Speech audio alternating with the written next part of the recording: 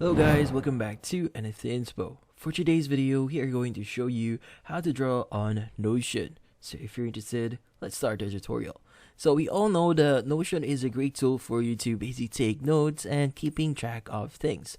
But in this case, with the default tools that we have right now in Notion, we don't have the capabilities of actually adding drawings. But the great thing about Notion here is we could embed different applications or website into our note taking.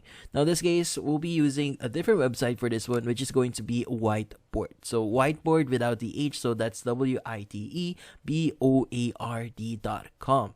Now from here, what we need to do is we need to start drawing our whatever that you want to draw here. Now, for example, I'm just gonna draw this face here. I'll say I want this person to be smiling. So in this case, what we need to do next is we need to copy our URL here at the top section once you finish drawing your character. And from here, let's just go back into Notion, paste our link in here, and the following pop-up should appear on our page. Now in this case, we want to choose create embed, and from here it's going to load up. And as you can see, we now have our drawing on Notion. So in this case, you could go ahead and start editing whatever you want here. For example, you want to erase this section here, you could go ahead as well. But yeah, so this one is pretty simple and pretty cool, and that's about it.